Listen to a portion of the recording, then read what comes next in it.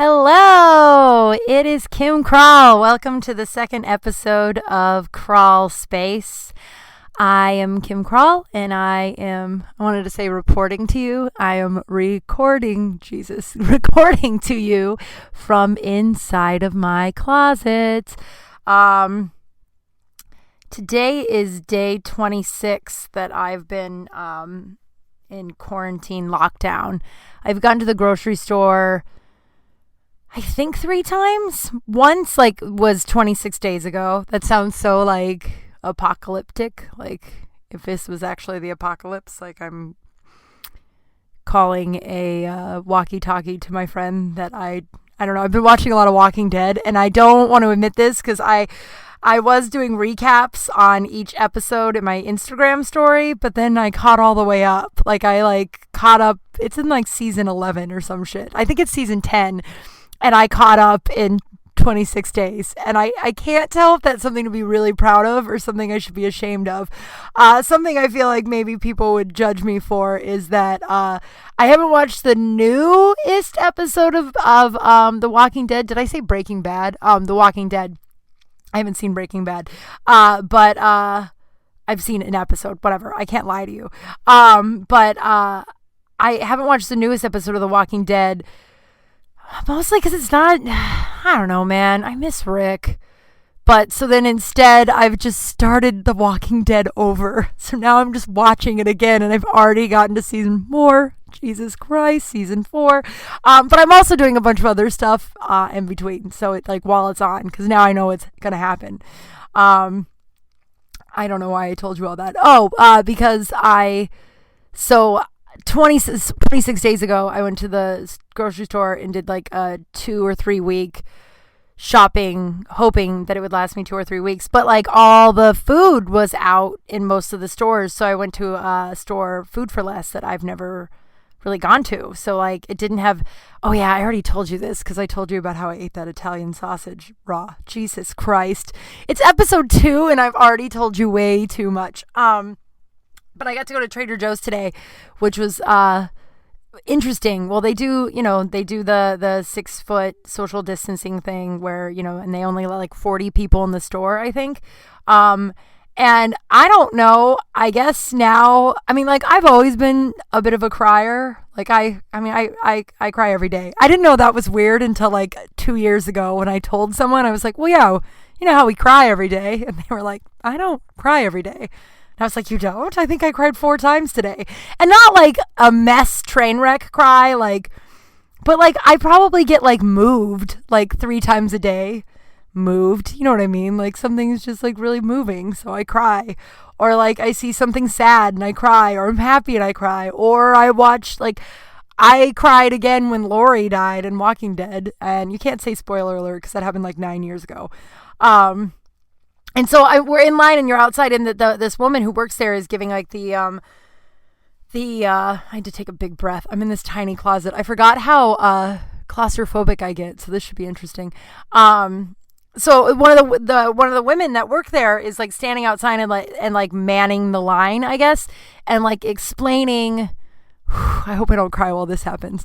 Explaining what's going on and so basically now with the social distancing and how the coronavirus, the COVID-19 has gotten, it's spreading. It's supposed to be the next 2 weeks are supposed to be some of the saddest in our lifetime. I've read that it's supposed to peak in the U.S. The amount of deaths. So a lot of rules with the social distancing is really changing, and so. The woman was like, hey, look, this is how many people can go on at a time. If you see a senior or someone's disabled, please send them up to the front of the line. Let them go first, obviously. And we aren't allowed to bag anymore. I always help bag. I feel like you can tell a lot by a person if they don't help the Trader Joe's cashier bag. And they just stand there and wait until all their shit is rung up, and then they watch them while they're literally doing nothing. You're just watching. Help them. There's people waiting in line. If you've never been to a Trader Joe's, that's just kind of how it works. But there's some real dicks out there who just watch them ring up and then watch them bag the groceries. And I don't know. I feel like it's the same category of people who don't offer gum I know this sounds crazy, but I think there's a special sort of sociopath that is able to pull out a pack of gum in front of another human being and not offer them a piece of gum. Like, and always if you offer someone a piece of gum, every single human says this, every single one. Oh my God, do I have bad breath? But if you don't offer them the gum, I feel like you're a sociopath. So people who can just pull out their gum and just put it in their mouth and put it back in their pocket, I'm like, what the fuck? Why aren't you offering? Those are the people who don't bag their own groceries at fucking Trader Joe's. But you're not allowed to now because you have to stand 6 feet away. And you're not allowed to bring your own bags. Like, you can bring your own bags, but they'll just load your groceries up in your cart, and then you have to take your cart to your car, where then you load the bag, the groceries into your bag next to your car. So I just got the bags. But why? Oh, I was like, why am I talking? Oh, so she's explaining all the rules and stuff, and then she goes, and hey guys, it's going to be a really long process. Like, we're doing the very best we can with all of this stuff. Like, please just be really patient with us. And it's like, well, yeah, who the fuck isn't patient with you guys, right? And she's like, the last couple of days have been really rough. Like, customers have been so mean to us and like nasty and calling us names. Who the fuck in the middle of like, in general, who's mean to those people? A lot of people I know. I hope that shifts after all this. But like, in the middle of a goddamn pandemic, who's yelling at the Trader Joe's cashier who's literally working, putting their life on the line so you can get groceries? And I was like, what the fuck? And then she was just like, thank you so much. We're all in this together. And, Los Angeles, blah, blah, blah. Go us. We're awesome. And then the whole line started clapping. And then I started crying because I was like, that's so nice. And then it was immediately stopped because the woman behind me goes, yo, excuse me, to me. She's like, how many people are they letting in? Like 40 at a time or like what? And I was just like, wow, did you not even listen to like the humanities speech that fucking woman just gave? I gave her a dirty look. Don't worry, guys. You couldn't really see it, though, because I had my mask on, so it just looked like my eyes got real squinty at her, and I shrugged and turned around. But I was in the store with that woman at the same time, and she was just as big of an asshole as she was out in that line. Like, she just left her, like, I mean, just like, I don't even know how to describe it. But then, of course, the cutest Trader Joe's guy is working, and he's bagging my bags, and I'm, like, emotional and, like, trying not to cry like a fucking lunatic, which is fun. And then I got some toilet paper. They're selling them. God, this is so crazy. We're going to look back and like, why toilet paper? Like, why, who was the first person who panicked? Like a week before, maybe a week and a half before all this happened, I went just like regular grocery shopping. But I'd heard toilet paper and tissues were like, what if I burp on here? I might burp. Just pounded a bunch of water before I came in here because I was panicked that I would get thirsty and I have nowhere to put it because I'm in my closet. But like I'd heard that like toilet paper, people were freaking out and buying toilet paper, but like I didn't think much of it. So when I went to the grocery store, or like a week and a half before the lockdown, I grabbed. I was going to grab some tissues, and this guy was just loading all of the tissues up in his cart, and I like didn't know it, so I just like tapped him, and he turned around and looked at me, and I was like, can I get one of those? And I just don't have a poker face, so I'm sure like it was written all over my face that I thought he was a goddamn lunatic. So he gives me the like one tissue, and I was like, thanks, dude. And then I start to walk away, and then he taps me, and I turn around, and he's like, you can have another one if you want. And I was like, nah, that's all right, man. Now I wish I would have taken that. I wish I would have bought toilet paper that day too, because I didn't need toilet paper. But so Trader Joe's had some, but they got it. It's like single toilet, like a single roll that I guess they're getting from like the Hilton, and they were 69 cents. Hey-o. I'm a 14-year-old boy. And so like now this whole toilet paper thing made me start thinking about, okay, so in college, I had a suite. My dorm was like, it was like me and another girl were staying in one room, and then it was connected with a bathroom into another room with two other girls, Jenny and Kristen. And my roommate's name was Kim, so that might be confusing. I think I was known as Big Kim. No, I was Tall Kim. That's better. I remember Little Kim was really big at the time, so a lot of people were asking if they could call me Big Kim. I was like, I prefer not that. But they would call the other girl Short Kim. Yeah, Short and Tall Kim. So, God, so during this whole pandemic and like this toilet paper shortage, I've realized how much toilet paper, like you just become hyper aware of how much toilet paper you use. And in college, Jenny and Kristen, our suite mates, had a talk with us. They always had these talks with us. Shout out Jenny. I hope you're listening. Jenny's one of my favorite people. Kim too. Little Kim is, short Kim probably is still one of my favorite people too. Kristen, God knows what happened to that girl. That broad was from the middle of nowhere, was able to, she caught we had a mouse in our dorm once. I'm getting sidetracked. I promise I'll get back to the toilet paper. We had a mouse in our dorm once, and she caught it with her bare hands and rode down with it alive in the elevator. Kristen was straight hillbilly, bro. Like, and she had a pink tractor, she'd say. Oh, Kristen was a nightmare. So who knows where she went. When we would go out on like our big Wednesday night out or whatever, Jenny and I would always drink all the wine before Kristen would get home, because Kristen was like the worst drunk. She'd have like a glass of wine and then start crying and then ruin the whole night. So then Jenny and I don't know how she never caught on. Jenny and I would drink all the wine and be drunk by the time she'd get home, and we would be like, well, we can't drive to the club, so you're gonna have to stay sober. We did that every Wednesday for like 2 years, and she never said anything. She would just get annoyed and drive us to the club. That's probably why she fell out of our lives. But Jenny and Kristen would always have these talks with us about who's using all the toilet paper, and they're like, girls, like, we only use, like, you should only be using like 3 or 4 squares. And I remember being like, that seems ridiculous, but I don't want to admit to this. Plus, we always blame Short Kim for everything. Sorry, Short Kim. This is my real apology to you too, Kim. We always blamed her for everything, and I genuinely thought I wasn't using that much until this whole toilet paper shortage. Guys, it was me. I think I was using all that toilet paper, and then I just let Kim take the blame. So, college roommate Short Kim, if you're listening, I'm so sorry. We yelled at you a lot about that toilet paper. Another time I'm going to transfer into, if you know, I got 3 segments for this podcast, and one of them is called the Poop Scoop. So this is going to be my Poop Scoop for episode 2. So we're in college, we're freshman year. Remember the suites. So it's Jenny and Kristen in one suite, and then Little Kim and I in the other one. Short Kim, I don't know, I'm going to call her Little Kim for fun. And so one day I come home, and it's probably like 7 months into the year. So we'd been living there a long ass time, like a really, really long time. And I come home, and Jenny and Kristen are in our dorm, like sitting on my bed, like waiting for me. And they're like, we need to talk. And I was like, okay, what's up? And they're like, look, we understand everybody poops. Like, it's something that happens and it's fine, but like, if you're gonna do it, like you're gonna like smell up the entire dorm, like you need to like open a window or like do something to like air out the dorm. Cause like if you just shit and just like leave all the windows closed, it like stinks up the dorm for like hours. And then we all have to come back to that. And I was like, okay, well, that wasn't me. And they're like, there's only one other person that could do it. It wasn't me and it wasn't Jenny. And other Kim was in class. And I was like, I promise you it was not me. And they're like, how do you know it wasn't you? And I was like, well, again, 7 months into the year, I was like, well, I've never pooped in this dorm. So it wouldn't have been me because I've never pooped here. And they were like, how is that physically possible? And I was like, well, I'm really nervous to I was nervous I was going to plug the toilet. So like, I was just like, so I just don't go here.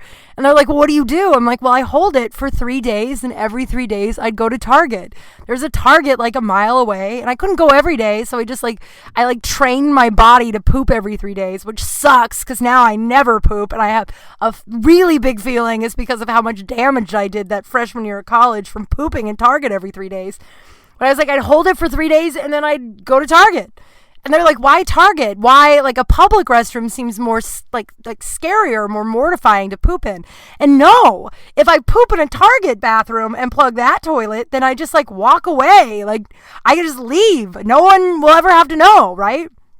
But if I did it in the dorm, like, God knows what can happen. I flooded houses before pooping. So like, what if like, I don't know. And I was new, we were freshmen. It was like time to rebrand yourself. I don't know if you remember from episode 1, I played with dolls until I was like 16 or 17. Like, college was my new start. I couldn't plug a toilet the first year, so I just held it.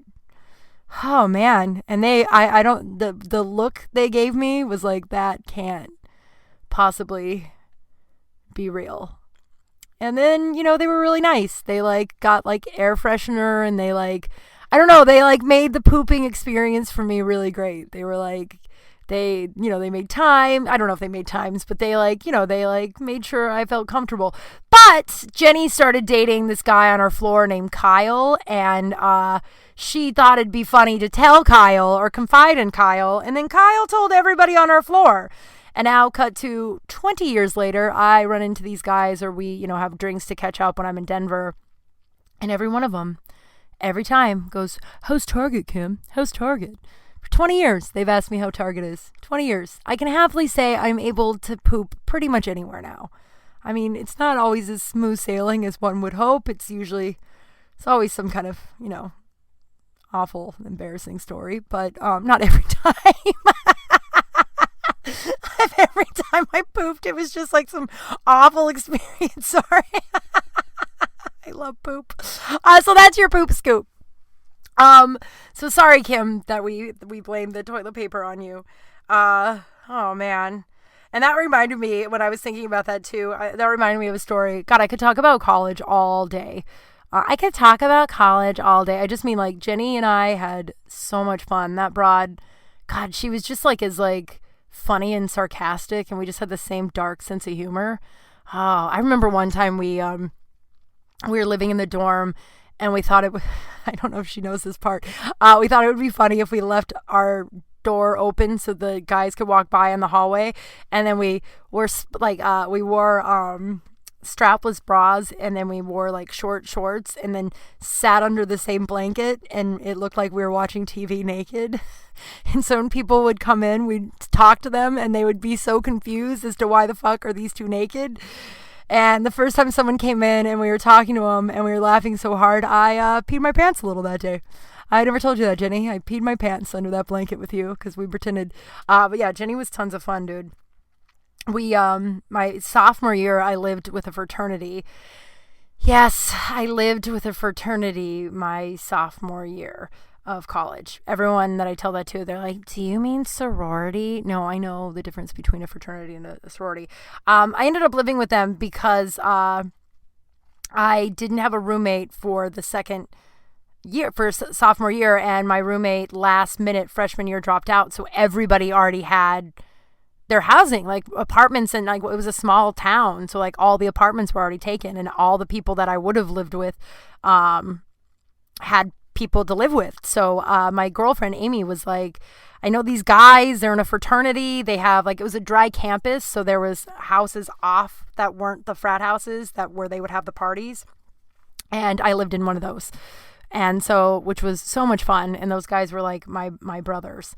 God, some of them are still some of my best friends for 20 years. Oh my God, I got a burp so bad, but I feel like, I don't know, I drink a lot of water, and do you ever have that fear that if you like burp, you might throw up? It'd be pretty funny if I puked right now. We've only been doing this for like 15, 20 minutes. And if I threw up, maybe it wouldn't be that funny if I puked.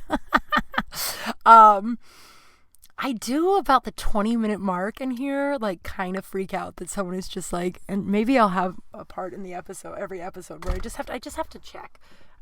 Oh no, I think I'm stuck. Oh God. Oh no, I'm not. I wasn't doing the right door. Nope, no one's out there.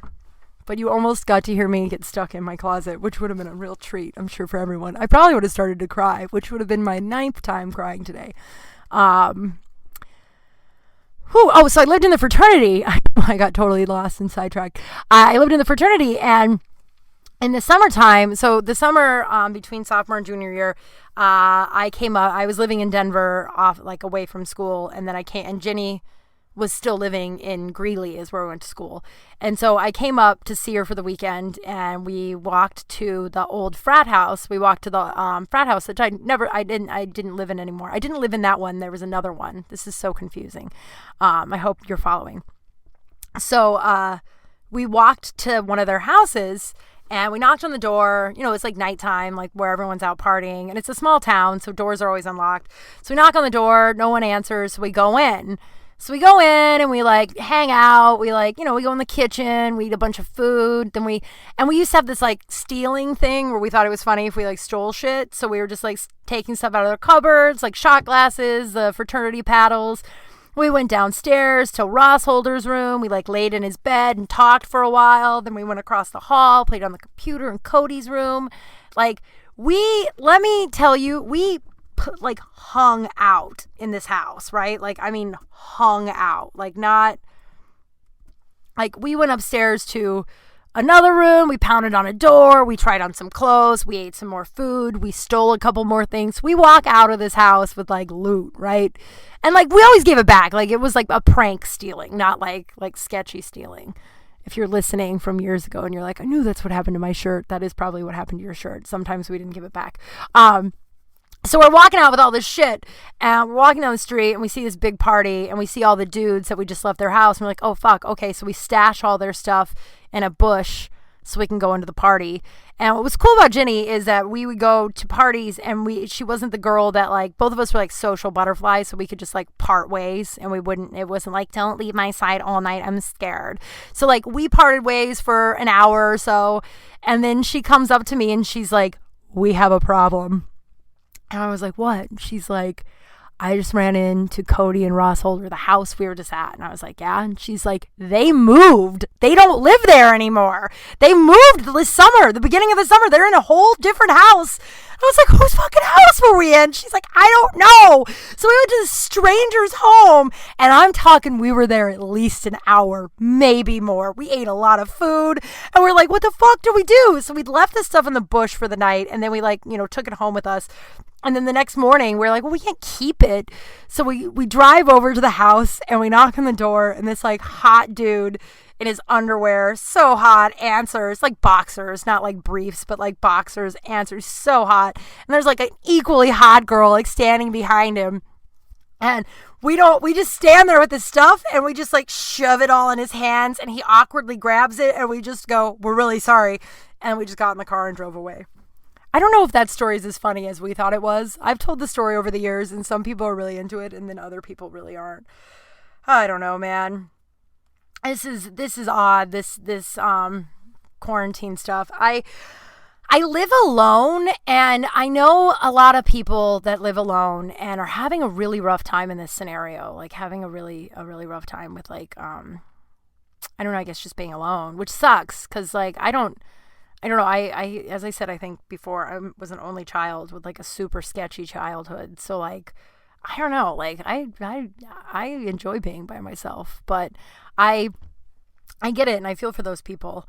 I like think about it. Like I would this is also like all right, I got way ahead of myself.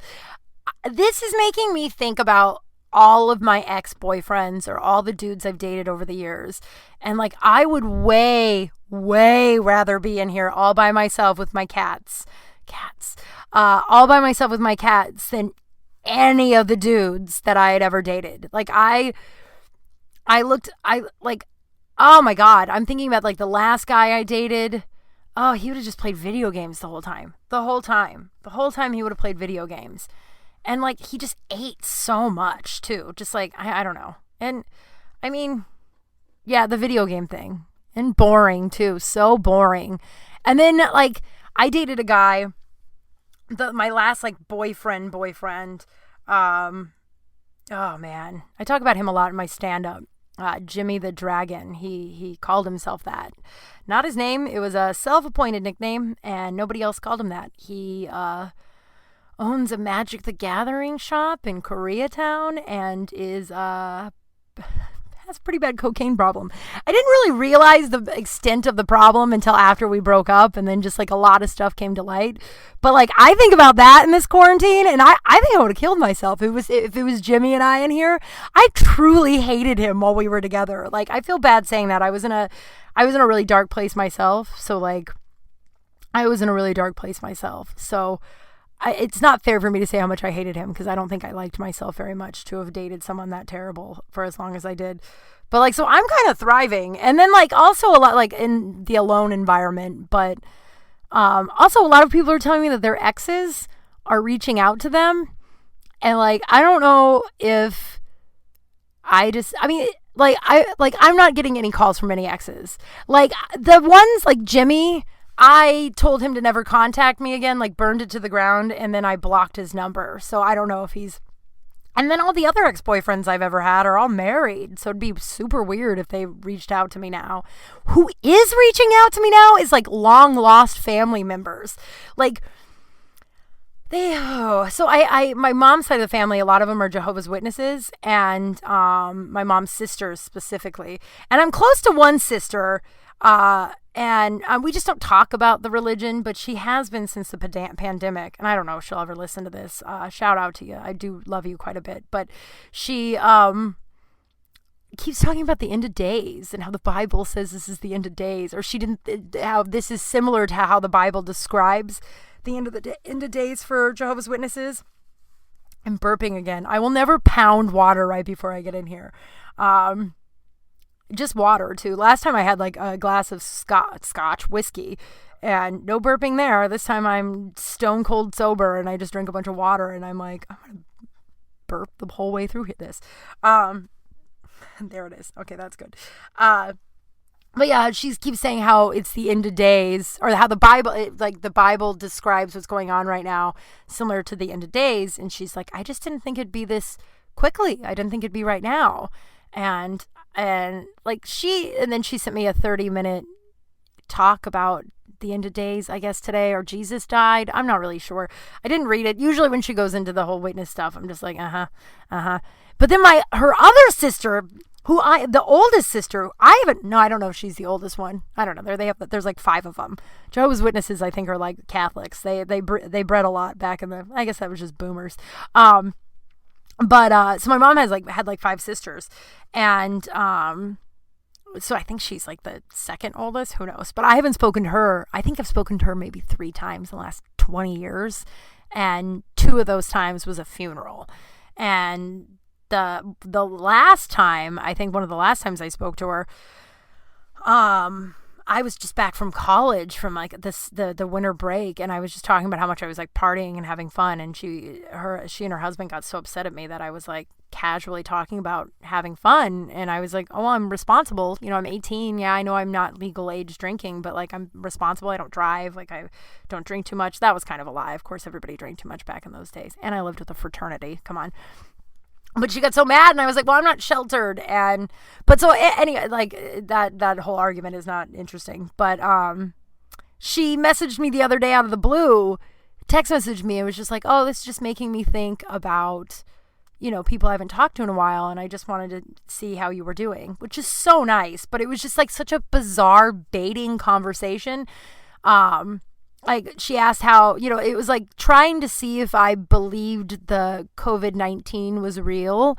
Like it was just like, well, we don't really see any cases out here, so we're not on lockdown. I'm like, well, okay. I'm like, well, I'm in a way bigger city and we are on lockdown, and I know people who have it. And then she started asking for like details of the people I know who have it, and I'm like, and in a caring way, but in a very baiting way. And then she was like, I don't know, I think people are just fed up with what's going on in the government. And I was like, And she's like, oh my God, it just dawned on me why she messaged me. Oh, wow, you probably are going to get it way before I did, because she messaged me 4 days ago, and it's just settled. It's just clicking. She's like, people are probably pretty fed up with what's going on with how our leadership is handling things. I'm like, is she? And then she's like, do you talk about politics in your comedy? And I'm like, how does she know I'm a comic? Like, I literally have not spoken to that part of the family in I'm going to say 15 years. 20 years. So I'm like, how does she even know I'm a comic? Good. She would not like my comedy. I told her I pooped in a trash can once when I was like in 3rd grade, and she I thought she was going to slap me. She was so disappointed. And it was like, I was a little kid, and my friend and I thought it was funny. So I pooped in a trash can, she recorded it, and then, blackmailed me with it for the next like 6 years. That's a weird sidebar to say, but it's true. And it wasn't like, we didn't record it, like it wasn't like a video, we like tape recorded it, and it was just, whatever. But so like, she's like, do you talk about politics in your comedy? And I'm like, not really, I'm not really a political comic. She goes, well, I bet there's a lot of material right now. I'm like, what are we getting at, Vicky? What's going on here? And I'm like, yeah, I know a lot of comics who are political comics, they're writing quite a bit. She's like, well, I don't know what you're up to tomorrow, but there's a JW Zoom meeting, a great talk about how we can trust our leaders and who we can really trust in this time. And it just dawned on me that is definitely why she reached out to me. Wow. Yeah, they played a recruitment video at my grandpa's funeral like 2 years ago. How wild is that? First of all, there's a recruitment video. Second of all, so my cousin was like, yeah, wasn't able to go to the funeral. He died pretty quickly, and then the funeral, it was like a week later, so it's in Colorado. So I chose to go back to say goodbye before he died and not go to the funeral. Like, it was like one or the other situation. And my grandpa was like, not like, he wasn't even conscious when I went back to say goodbye. In fact, I stepped out for a couple of hours. If I'm honest, my cousin and I went to a bar because we were just sitting in this nursing home and there was a tornado warning. And when the tornado warning was lifted, we went to a bar for an hour or so, and then he died during that, which he literally was in a coma and it was time for him to go. So it's people are like, oh my God, you were in a bar while your grandpa was dying. I didn't even get to say hi to him because he just wasn't conscious the whole time. In fact, when I came back, I was like, oh, I didn't like his brother. I'm stuttering a lot. His family, they were all in the room, like his like sister and her kids, and I haven't really seen those people in like 20 years either. They were just in there, and I kept trying to be like, hey, can I get a moment alone with my grandpa? Can I get a moment alone with my grandpa? And they wouldn't leave. And then finally, my Aunt Teresa was like, after he had passed, she goes, do you want a moment alone with grandpa or granddad? And I was like, yeah, I guess, I didn't want to regret not sitting there. I'm glad I did, but they asked him to, so I'm standing there, and his sister and her kids are all standing there, and finally I had to be like, can you leave? I'm not gonna have an awkward goodbye with a corpse while you all are staring at me. I did have the awkward goodbye with a corpse. He looked so cute dead too. I almost took a picture. I didn't almost take a picture, but I was like, man, I wish it'd be like, appropriate. Do I even air this episode? Jesus, I can't believe I just said that, but it did cross my mind. He looked so peaceful. And so I wasn't able to go to the funeral, and my cousin, I called my cousin afterwards and was like, how was it? And he was like, oh man, it wasn't great. It's like they maybe spent like 5 minutes on granddad, and then they spent 30 minutes fucking trying to like get people to be Jehovah's Witnesses. And then they played a recruitment video, and apparently there's a website. I was so excited. My cousin's like, man, I wish you were there. You would have made this funny, because he was like, we were all so upset. And I'm like, it's just so ludicrous that like that's what that would cry. You know what I mean? Like my dad's side of the family, they're like pretty heavy duty Catholic, and most of them are dead. And like we would never, like, Catholics are way into telling people about being Catholic, and like we would never do that. We just talk about. I mean, sure, there's a bunch of praying and stuff and singing, but like play a recruitment video at a fucking funeral. Man, every time I think about that, I'm like, oh, when you get done doing this specific task, you should look up that recruitment video. I bet it'd bring me quite a bit of joy. It's so bananas. So I'm not hearing from any ex-boyfriends, but I'm hearing from family members I haven't talked to in a really long time, which I guess, I don't know. I understand this whole pandemic thing. I was trying to come up with something for so I have a segment that is too much Kimformation, TMK. I feel like this whole episode has been TMK. I'm very excited to report, as I said in episode 1, I have not done it yet, but by the time you hear from me next, I will have waxed my own vagina. Or I will have attempted to wax my own vagina, gotten really mad and thrown away the wax, then dug it out of the trash, tried it again, cried some, and then threw it away again. Or I have waxed my own vagina. And legs. I let my legs go. And my feet hair. Maybe this is too much information. I always thought I had toe hair. I thought I had a lot of toe hair. So I've been shaving my toes for 20 years. And I've been shaving my arms the same amount of time too. And like my arm hair has grown back, but like no hair on my toes. So I don't know where that complex came from, but I don't think I need to worry about shaving my toes anymore. I feel like I could do better with too much information, but yeah, no, that's it. I cried today at a Trader Joe's in front of a hot dude who's a cashier. And I don't have any toe hair, but I thought I did. So I've been just shaving the top of my toe for 20 years. That's bananas. I wanted to go back to Jimmy the Dragon because I kind of wanted to tell you the best, worst breakup story ever. What made me think about this is that like everyone is tweeting on tweeting on Twitter, on, social media, how much weight they're gaining and like, I guess during a pandemic is like when I'm heartbroken. I don't really eat that much. Like, I don't eat much when my heart gets broken. Like, so I get, like, I'm one of the lucky people. Like, when I'm sad, I don't eat. So not lucky, but you know what I mean? Like, a lot of people will eat their feelings and then they gain weight and then it makes them sadder. Or it's like oh man, I'm so body positive. When you record these things, you're always scared that you're going to offend someone. Like, I'm super freaked out. My Jehovah's Witness family's going to listen and they're going to be like, we're the hillbillies, man. I'm going to get into the hillbillies at some point and they'll probably listen. But like, what are you going to do? I'm just speaking what happened to me. So it got me thinking about all my ex-boyfriends. And like, I remember like, I broke up with this guy and I lost a bunch of weight. Well, he broke up with me. I get dumped a lot, and ghosted all the time. I wonder why.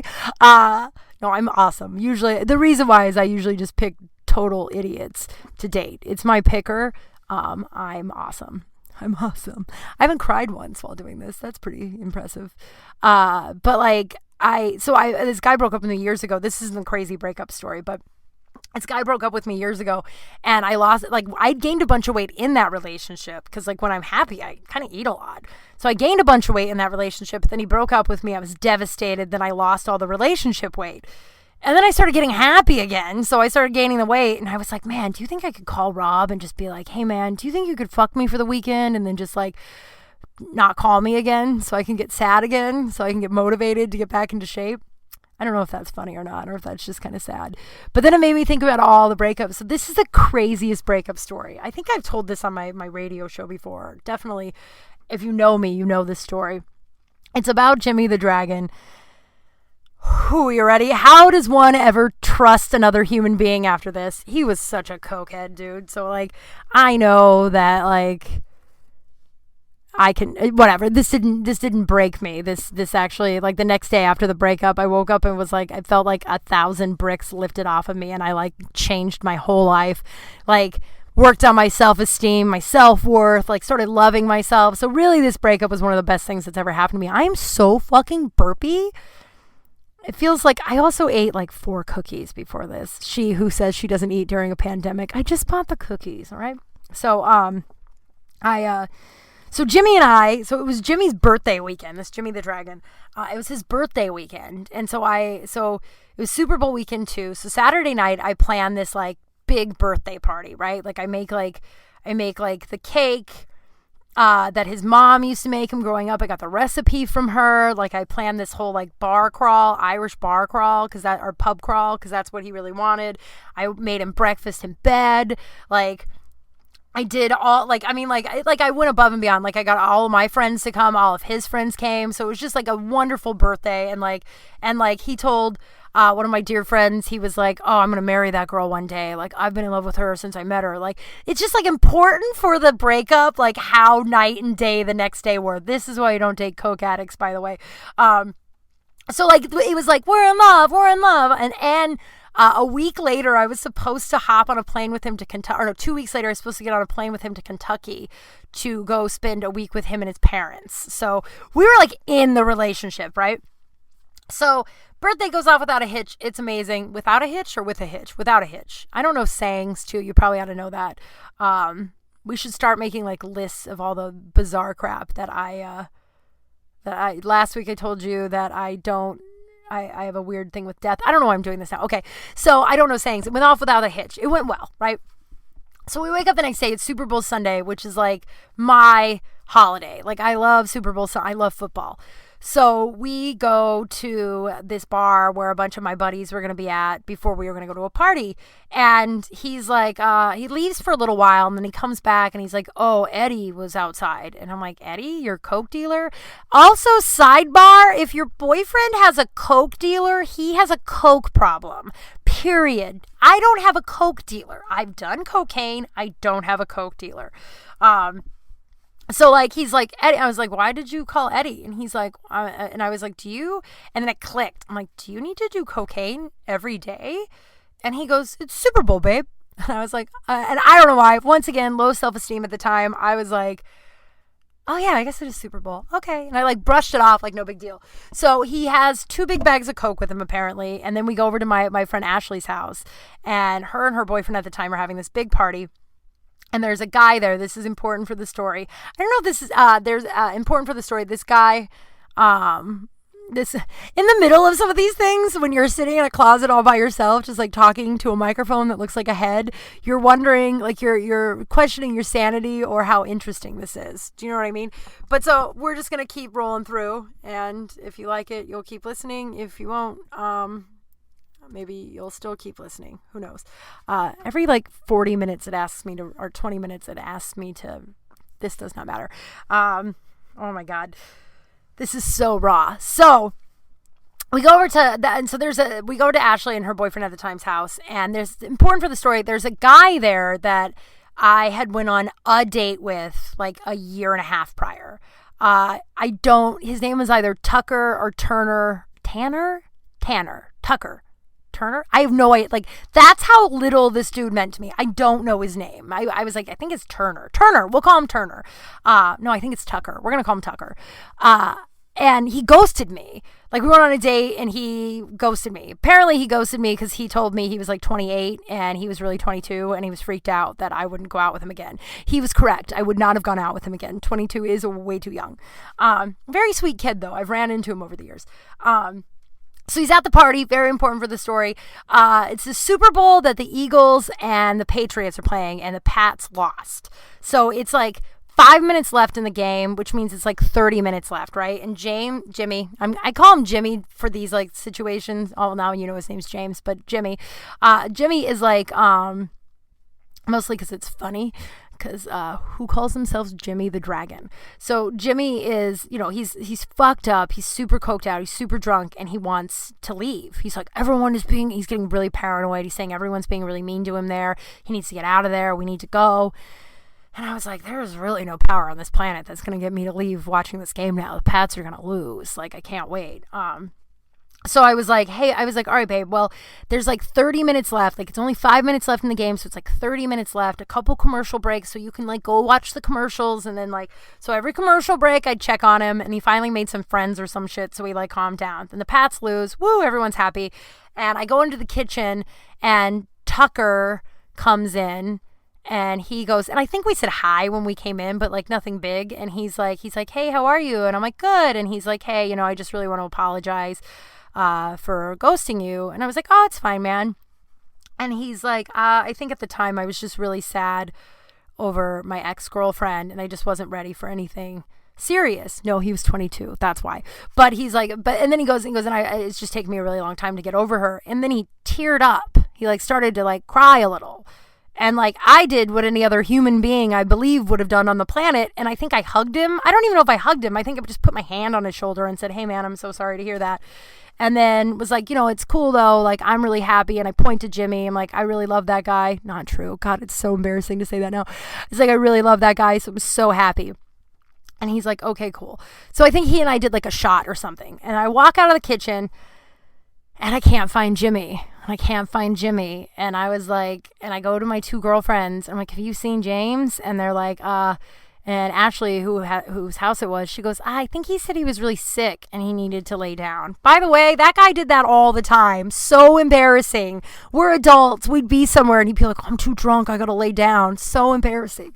I would never date someone like that now, ever. I'm still so burpy, guys. And it's really hot in here. So he's like, they're like, I think he laid down. So I'm like, oh God, so embarrassing. So I like go to their guest room. He's not in there. We go into their room. He's not in there. And then I'm calling him. And then finally a girl answers, and she's like, James's phone. And I was like, who the fuck is this? She's like, who is this? I was like, this is James's girlfriend. Who is this? And she's like, this is Cynthia. And then she hung up on me. I hung up on her. I don't know. I don't look pretty in this next part, but I feel like no one would look pretty in this. I feel like I handled myself pretty well for the circumstances. So I walk out, and I guess I like had like my face was as wide as a ghost, and I was like, he left. And another girl answered the phone. And my 2 girlfriends were like, what the fuck? And I was like, I guess I gotta go. So like Kim now would have deleted that phone number, by the way, and it would have just been like, who gives a fuck? Maybe, I don't know. I wouldn't have been in that situation that far in, but so I call a Lyft. I get in the Lyft, and then I call him again, and she answers again. She's like, James's phone, and I was like, who the fuck is this? And she's like, that says Cynthia, and I was like, where the fuck are you? I'm on my way over, and she's like, well, we're not going to let you in. And I'm like, well, I have a gate code, Cynthia. Like, do you have a gate code? And she's like, my name is Cindy. And I was like, I don't give a fuck what your name is. So I hang up on her again. And this is the point, I'm sobbing in the back of this Lyft. And I was like, take me to Outpost, which is a bar in Hollywood. And I'm like, no, take me to James. No, take me home. And this was one of those Lyft drivers that just had no interest in my friendship. Like, some of them will like get down and dirty and like listen to your drama. I have cried in more Lyfts than I'm proud of. Sometimes I cry because they tell me stories, and like I get moved really easily. I already told you that. I get super moved really easily. I cry all the time. Not a red flag. I just feel my feelings. Maybe it's a red flag. Who knows? So she was just like, this woman did not give a fuck. She goes, hey, I don't care where you go, but you need to tell me where you're going to go right now. I was like, I guess just take me to Outpost. So I went to Outpost, where James and I used to go all the time. And I called him again. And he answered, and he said he wouldn't talk to me until the next day, and they hung up again. Oh, I forgot. Cynthia also told me, she was like, before he answered, she answered again, and she goes, I think you know why that he stopped talking to you, or why he left. And I was like, why? She goes, really? Think about it. What a bitch, right? Like, would you ever do that? Like, I don't know. If my buddy came over and was like, my girlfriend's doing X, Y, and Z, will you answer the phone? I wouldn't be like, Chris's phone. I would be like, hey, listen, he's really drunk. You know what I mean? Like, I would be like an adult human. So like, I feel bad for telling this girl I was going to clock her. I was like, I'm going to drive over there and I'm going to fucking kill you, Cynthia. I don't remember her name. I don't think I said I'd fucking kill you, but I was pretty angry and yelling at her quite a bit. So I'm not proud of that, but like, also what an asshole, right? I'm like sobbing, like have a little bit of, especially she knew this too. Who knows? All right. I don't know. Now I'm getting all worked up in my closet. And I'm not even sad about this anymore. Obviously I'm not sad about it anymore, but she's like, he left and I think you know why. And I was like, I don't know why. And she's like, because there was that guy there that you were intimate with in the kitchen and James saw all of it. And I was like, Tucker? I don't even know that guy's name. I wasn't intimate with anybody. And I was like, put him on the fucking phone. And she's like, I'm not going to do that. And I'm like, do you fuck my boyfriend? And I was like, are you sleeping with him? And then she told me that they'd been sleeping together the whole time that we were together. Turned out that was a lie, but like who does that? And then the next day, James went on a 3-day coke bender. And that's when I was like, oh, he does have a problem. Then hopped on a plane to Kentucky for a month and a half and sent me a text message that said, sorry, it didn't work out. I had to go into that fucking Magic the Gathering shop to get all of my shit I left at his house. Which was mostly just one big pot that him and his mom and I made this soup in. It's like not good soup, that she was like, you need to learn how to make this. And I was like, I'm never making this soup. So anyway, I sit in this quarantine and I'm like, it would be cool if I had like a cool dude in here, but like I would way rather be in here alone than be in here with that guy. Oh my God, that guy was terrible. Oh God. He never brushed his teeth. Never had bad breath. His teeth were pretty white, but never brushed his teeth. And he pooped naked too.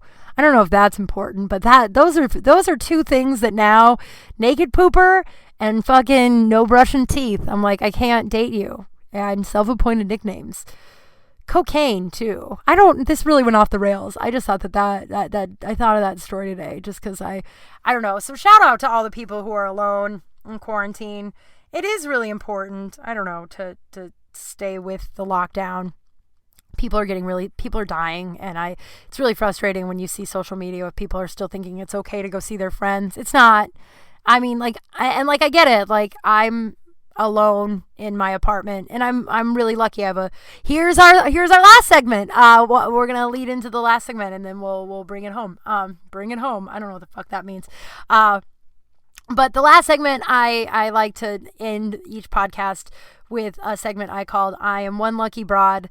As I said, I'm really into gratitude lists. I don't know. I feel like if you're having a bad day and you just want to like shift everything around, write 10 things you're grateful for. And some days you're going to be able to write a billion things, and other days it's going to be just like basic shit. Like, I can walk, I can see, I have water. You know what I mean? Like, but that's shit to be grateful for. So in this I'm one lucky broad segment, I am, I am alone in this quarantine, but like I have people checking in on me every day. This is probably similar to the last one, and it's probably going to be the same one during the whole lockdown, which hopefully will be just another month. They're saying maybe till like June. Fuck. And which blows, because I want to get my breast implants before my birthday, but that doesn't look like that's going to happen. It'll probably be a post-birthday surgery. I don't think this has been revealed yet. I'm going to get my boobs done. Hopefully in 2020, but if we're all stuck inside, I suppose I'll just be wearing my padded bras. Or I'm not wearing a bra right now. Who am I kidding? We're lucky I have pants on. I'm lucky. I'm one lucky broad because I was able to fill my refrigerator and cupboards up today with enough food to feed myself and my 2 cats for the next 3 to 4 weeks. So I'm hunkered down. I'm in here, and I have people checking in on me every day, and I'm just really grateful for that. And so I know it's really scary out there, but stay safe, stay home. And you can find me. You can find me in several places on all the social media. I am KYMKRAL. I have a weekly radio show that's typically live, but it's not live right now. So we're just playing our best hits with comedian Ken Gar. It's called The Kim and Ken Show on Marcus King Presents Dash Comedy Radio. So it's the comedy station on Dash Radio. And this, I am actually going to officially announce this in a few, tomorrow, I believe. And so Kral Space new episode will be released every Wednesday at noon. If you could, go to iTunes and subscribe, give me a review, give me a rating, tell me what you think, tell me, and message me questions, or if you have poop stories, you know how I feel about poop. So if you have poop stories or any too much information stories, I would love to read them on air. All right, guys, thank you so much. This is Kim Kral. I'll talk to you soon. Bye.